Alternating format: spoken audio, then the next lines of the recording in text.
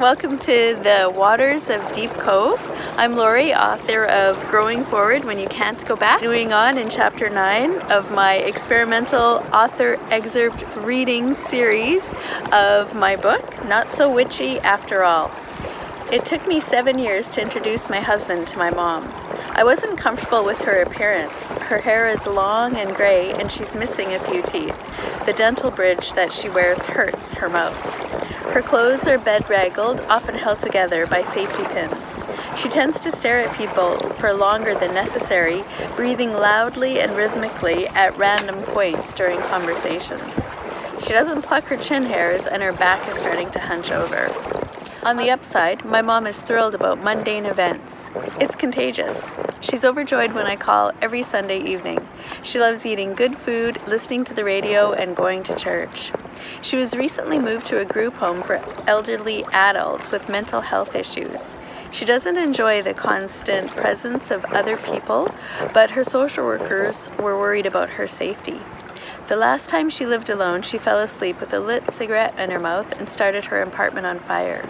My mom almost never complains because she knows she's safe and cared for.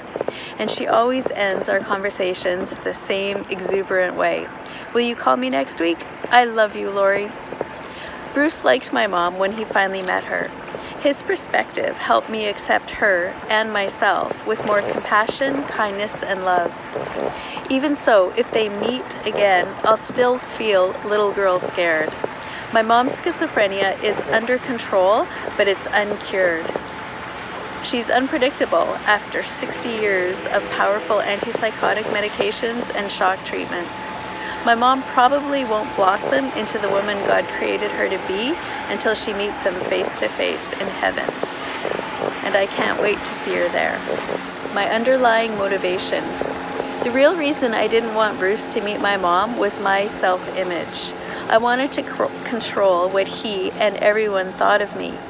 The thought of my mom meeting Bruce and his huge Catholic family and my friends at our wedding, which was supposed to be the happiest day of my life, was inconceivable. So I didn't invite my parents. My sister declined my invitation and I had no other relatives. Our wedding took place in Bruce's family's church, officiated by a priest I'd never met. I'm not Catholic, but I wanted to please my mother-in-law. The icing on the cake? I disliked being in the spotlight and never cared about having a big wedding. I had always joked about eloping and being married by a fake Elvis in Las Vegas, but I wasn't kidding. I was forgetting something important. Bruce and I are kindred spirits. Our relationship, which started as a friendship 17 years before we married, is built on a foundation of love, trust, and support. I didn't know our marriage could weather the storms of unpredictable schizophrenic mothers, family expectations, and Catholic formalities until we actually experienced those seasons together, holding it all loosely. One drawback of moving in and out of foster homes is the loss of stuff. I didn't have much stuff to begin with. I remember a white bunny with floppy satin ears, a small pink purse containing 50 cents, and a few tangled-haired Barbie dolls. When the social worker came to move me in or out of different homes, I'd throw my belongings in a black plastic garbage bag. My mom never took me back to the place we lived before the foster home. She just left the apartment behind with everything in it.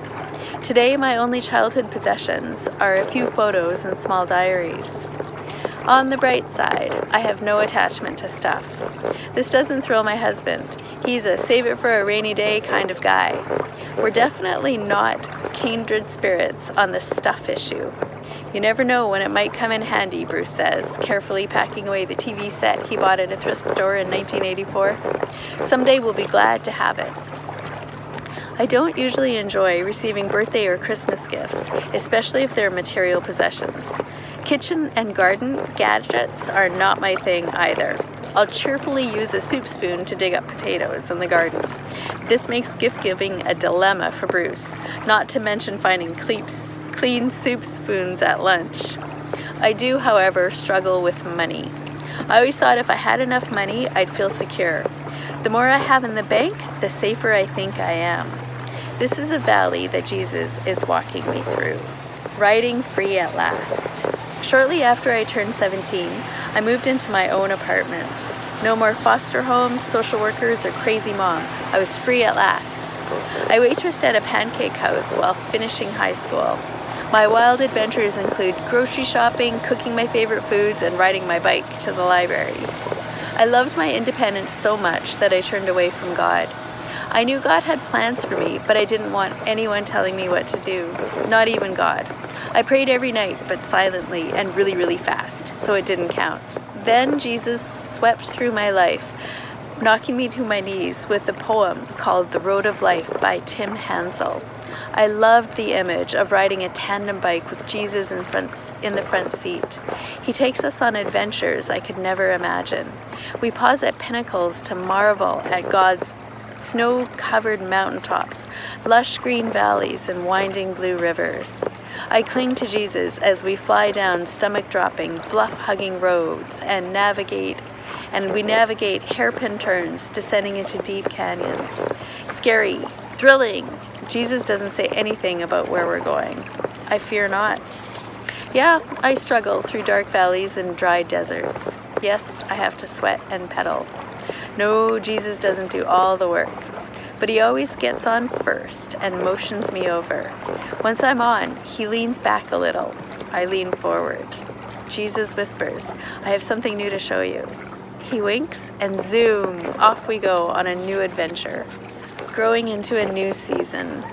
It took me a long time, almost 20 years, to tell people that I lived in foster homes when I was a kid.